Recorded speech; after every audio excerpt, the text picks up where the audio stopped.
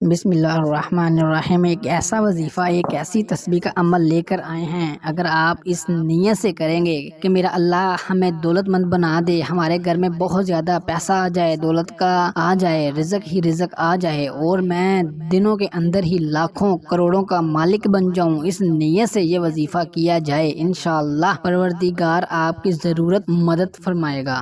آپ کے پاس جو بھی دولت ہے اس میں برکت ہوگی، اس میں اضافہ ہوگا، ہر طرح کی آپ کی جو غربت ہے، آپ کی جو تنگ دستی ہے، آپ کی جو پریشانی ہے وہ ختم ہو جائے گی۔ اور دیکھ لینا کہ چند ہی دنوں ہمیں آپ کچھ عرصے میں امیر ترین اور دولت مند ہو جائیں گے، سارے رشتہ داروں کے حساب سے آپ کے پاس زیادہ پیسہ ہوگا۔ اس کے لیے ایک ایسا وظیفہ اور ایک ایسا عمل آپ کو بتائیں گے جو رزق اور دولت کے لیے بادشاہوں کا وظیفہ ہے۔ یہ بہت مبارک اور پاورفل وظیفہ ہے۔ اگر آپ لوگ یہ دو تسبیح ہر روز رات کو سنت اور شیعہ مسلمانوں کا بنیادی اسلامی عقائد اور ایمان کے مضامین کا حصہ ہے، اور اسلام میں دو اہم ذیلی گروپ ہیں، تاہم وہ مختلف ہوتے ہیں۔ اس علیحدگی کا آغاز ابتدائی طور پر روحانی فرقوں سے نہیں بلکہ سیاسی صدیوں میں یہ سیاسی اختلافات نے کئی مختلف طریقوں اور عہدوں کو جنم دیا ہے جو روحانی اہمیت کے حامل ہوتے ہیں۔ قیادت کا سوال شیعہ اور سنی کے درمیان تقسیم 632 میں پیغمبر محمد صلی اللہ علیہ وسلم کی موت کے بعد واپس آتی ہے۔ اس واقعے نے اس سوال کو اٹھایا ہے کہ مسلم قوم کی قیادت میں کون سا تھا۔ سنت اسلام کا سب سے بڑا اور سب سے زیادہ قدامت پسند شاخ ہے۔ عربی زبان سنن